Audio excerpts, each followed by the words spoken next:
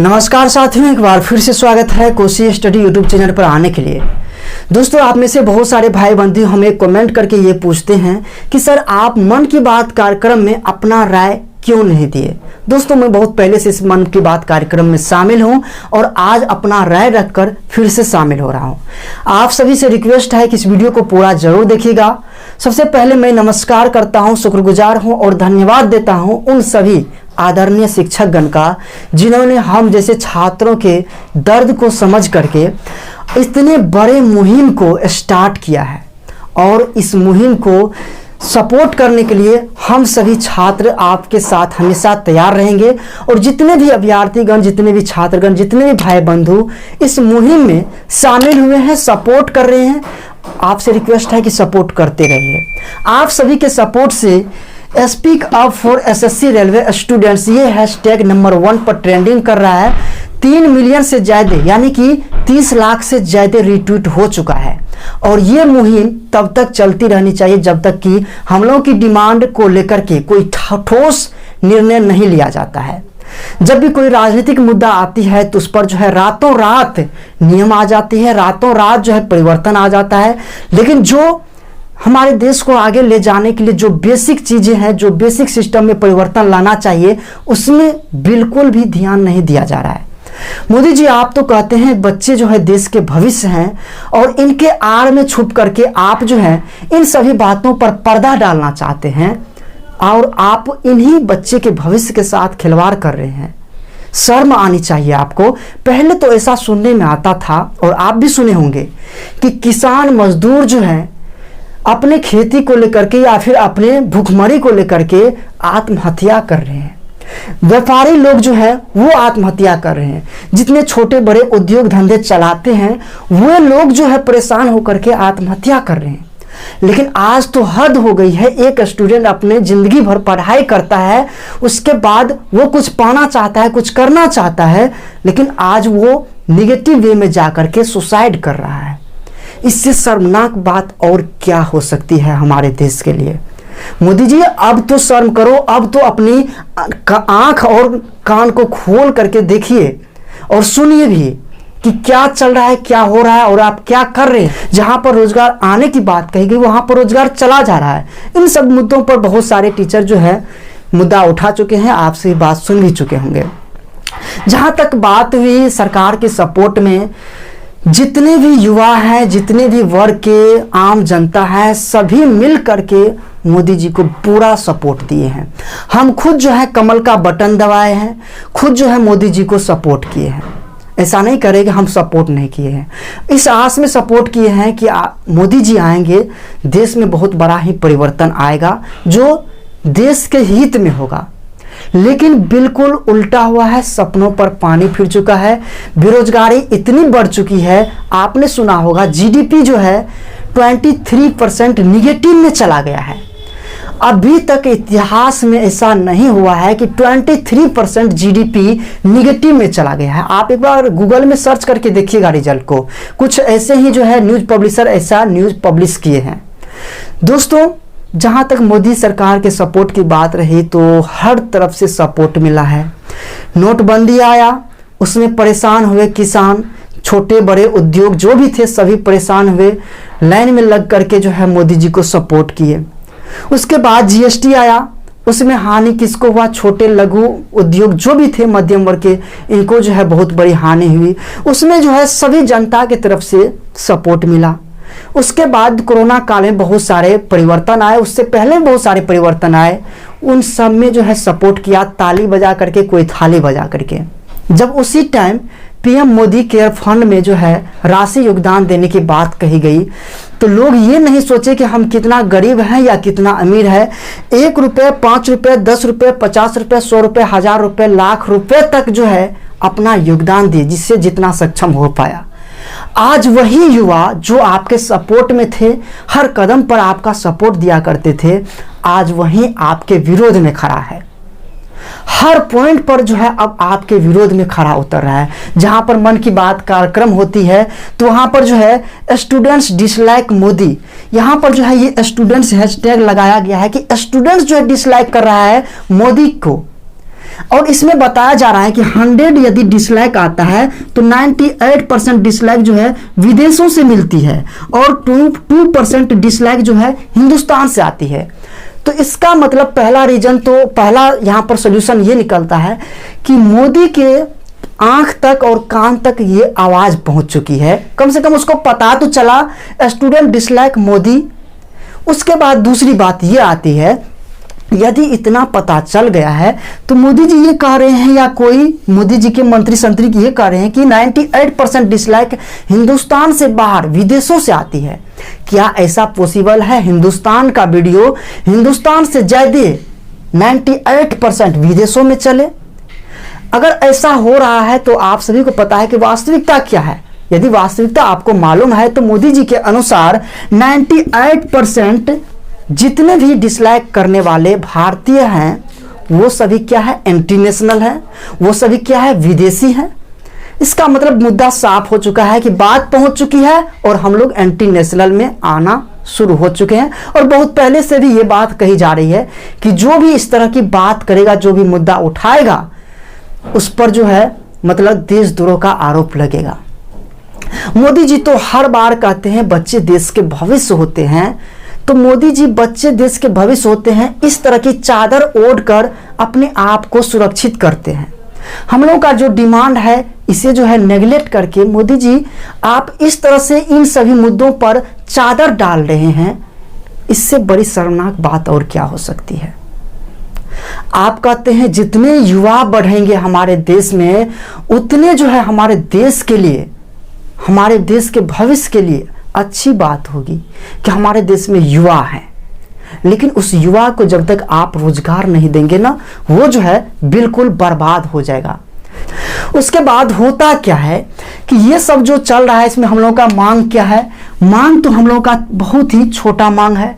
20,000 रुपये से लेकर के 30,000 40,000 तक की नौकरी का मांग रखते हैं हम लोग। और उसमें हायर एजुकेशन प्राप्त कर लेने के बाद शर्म की बात आती है कि जब आरआरबी की वैकेंसी आती है तो उसमें ग्रुप डी के लिए जो है हम लोग क्या करते हैं? अप्लाई करते हैं हायर एजुकेशन प्राप्त करने के बाद। इससे शर्मनाक बात और क्या हो सकती है? और आप कहते हैं खिलौना बनाओ, पकौड़े बनाओ, उद्योग धंधे चलेंगे, आत्मनिर्भर बनो। आपने तो आत्मनिर्भर बनने का हर जरिया छीन लिया है। कैसे कोई आत्मनिर्भर बनेगा?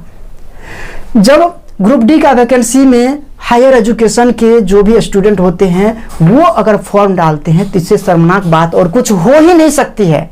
और दोस्तों जब भी वैकेंसी आती है तो 2.5 करोड़ फॉर्म गिरता है और प्रत्येक बच्चे से 500 रुपया, इस तरह से 250 रुपया लिया जाता है। उसके बाद बोला जाता है 450 रुपया बाद में रिटर्न करने जाएंगे। उधार लेने का बहुत ही अच्छा धंधा है, वो तो आप सभी सुन ही चुके हैं। लेकिन ये 2.5 करोड़ युवा क्या करेंगे? इतने जो बेरोजगार हैं इनको क्या करेंगे? आप जो इतने धंधे को चौपट कर दिए हैं, उनको आप रोजगार नहीं दिए हैं, तो दिन पर दिन जहां पर रोजगार बढ़नी चाहिए वहां पर बेरोजगारी बढ़ रही है। इससे शर्मनाक बात और क्या हो सकती है? और रही बात कि बिहार में, बिहार की भी थोड़ा बात कर लेते हैं। बिहार की अगर बात करें तो बिहार शिक्षक भर्ती के लिए जो है 2011 में तो पहले एसटीईटी हुआ था, 2011 में एसटीईटी हुआ था, 2014 में बहाली हुई, बहुत सारे इसमें बच गए। 2011 में जो है जो एसटीईटी पास हुए थे 2018 में आकर के उनकी वैलिडिटी समाप्त हो गई। जब बहाली प्रक्रिया की मांग की गई तो 2018 में जो है बिहार शिक्षक भर्ती की 6ठे चरण की प्रक्रिया लाई गई, जिसमें जो है 94,000 शिक्षकों की बहाली की बात की जा रही है। लेकिन 2020 बीतने को है, लेकिन अभी तक जो है कोई भी काम नहीं हो पाया है। जिसको 2 साल की वैधता दे करके बढ़ा दी गई, जिसका 2011 में एसटीईटी पास हुए थे, 2018 में उसकी वैलिडिटी समाप्त हो गई। तो कहा गया कि उनको जो है 2 साल की वैधता के साथ जो है उसको आगे बढ़ा दिया जाएगा। तो छात्रगण ये समझे कि चलो 2020 तक में हम लोग की बहाली हो जाएगी। लेकिन 2020 बीत गई, अब फिर से उसकी वैलिडिटी समाप्त हो गई। अब वो कब करेंगे नौकरी? अब उसके भविष्य का क्या होगा? 2014 में हमने एग्जाम पास किया जवानी में, और बुढ़ापा आ जाएगी तब तक भी हम लोग नौकरी नहीं कर पाएंगे। 60 साल की जिंदगी होती है, 60 साल की जिंदगी में 25 साल जो है पढ़ाई लिखाई में गुजर जाती है, 30 साल 35 साल में जो है एग्जाम देने में, रिजल्ट आने में 10 साल 15 साल गुजर जाता है। हम लोग जो है काम कब करेंगे, हम लोग रोजगार कब करेंगे। हम लोग जो पढ़ते हैं और हम लोगों की फैमिली की जो उम्मीद हमसे जुड़ी हुई है, उस उम्मीद को पूरा करने के लिए मेरे पास 30 साल 35 साल का समय रहता है और वो इस तरह से बर्बाद हो रहा है। इससे शर्मनाक बात और हमारी मांग सबसे, तो दोस्तों इसमें जो हमारी सबसे महत्वपूर्ण रूप से जो मांग है वो ये है, साफ सुथरा टाइमली एग्जाम लिया जाए, रिजल्ट का जो है पब्लिकेशन वो टाइम पर हो, कोई भी जो है इस तरह से जो है धांधली न हो, वेटिंग लिस्ट तैयार किया जाए। वेटिंग लिस्ट सिस्टम क्या है, अब जैसे कि मान ली कि बिहार शिक्षक भर्ती के लिए कोई प्राइमरी स्कूल में अभी टीचर बने हुए हैं, वो मिडिल में जाना चाहते हैं ये, या फिर वो हाई स्कूल में जाना चाहते हैं, तो इसके लिए एक वेटिंग लिस्ट तैयार किया जाना चाहिए। अगर मान ली कि कोई प्राइमरी से मिडिल में या हाई में जाना चाहते हैं, तो जब भी वो मिडिल में जाते हैं तो प्राइमरी वाला सीट क्या हो जाएगा, खाली रह जाएगा। वो खाली कब तक रहेगा, जब तक कि अगले बहाली प्रक्रिया नहीं आ जाती है। ऐसे में वेटिंग लिस्ट में वैसे सभी स्टूडेंट को शामिल किया जाना चाहिए जो होते होते बच गए या फिर होते होते उनका ज्वाइनिंग नहीं हो पाया या सिलेक्शन नहीं हो पाया। जब भी वो मान ले कि कोई प्राइमरी से मिडिल में जाता है या हाई स्कूल में जाता है, तो वैसी स्थिति में वेटिंग लिस्ट में जो स्टूडेंट शामिल रहेंगे वो उस खाली पद के लिए ज्वाइनिंग ले पाए। तो ये जो है बहुत ही अच्छा होगा, जो कि हर गवर्नमेंट एग्जाम में इसे लागू किया जाना चाहिए। तो इसमें बहुत सारे छात्रों का भविष्य अच्छे से बन सकता है। तो ये जो है मांग है। उसके बाद आप लोगों को काम क्या करना है, speak up for SSC railway students, इस हैशटैग को आपको ट्विटर पर ट्रेंड कराना है, स्टूडेंट डिसलाइक मोदी। उसके बाद मेन रूप से जो है आपको जो रैंक कराना है टैग को, no job no vote Bihar election, क्योंकि बिहार इलेक्शन के टाइम ही जॉब दी जाती है और वोट ली जाती है। तो इस तरह से no job no vote Bihar election आपको जो है ट्रेंड कराना है। बिहार में कुछ और भी ऐसी बातें हैं जो बिहार एसएससी है 2014 में जो है फॉर्म निकाली थी, वैकेंसी निकाली थी, जिसका 2018 में एग्जाम लिया गया। 4 साल के बाद एग्जाम लिया गया। उसमें बहुत सारे स्टूडेंट को ये तक पता नहीं चला कि भाई हम भी फॉर्म डाले थे या नहीं डाले थे। यदि डाले थे तो मेरा रजिस्ट्रेशन नंबर क्या था, हम कैसे एडमिट कार्ड को प्राप्त करेंगे और एग्जाम कैसे देंगे। इतने दिन बीत गए, तैयारी तो मेरा कुछ भी नहीं है, भाड़ में जाए वो सब भी। उसके बाद 2018 में दरोगा की बहाली जब आई तो उसमें क्या हुआ कि दरोगा की बहाली को लेकर के वो प्रोसेस अभी तक अटका हुआ है और दूसरी बहाली दरोगा की पिछले मंथ आ चुकी है। ये जो है नौकरी का लॉलीपॉप जो दे रहे हैं बिहार सरकार, जब चुनाव मुद्दा आती है तो उस समय नौकरी वैकेंसी को लेकर के नोटिफिकेशन जारी करता है, लेकिन ये पता नहीं होता है कि वो बहाली प्रक्रिया कब तक में पूरी होगी और कब तक में जो है उन छात्रों को ज्वाइनिंग मिलेगा जो इसमें सफल होंगे। कुछ भी अता पता नहीं है। यूपी में जो है 70,000 शिक्षक भर्ती को लेकर के नोटिफिकेशन जारी किया गया, 2 साल से ज्यादा हो गया है, अभी तक छात्र लाठी डंडे खा रहे हैं, किसी को कोई फर्क नहीं पड़ता है। जब जो है नया रूल लाना होता है, सीटी लाना होता है, तो रातों रात ऐलान हो जाता है।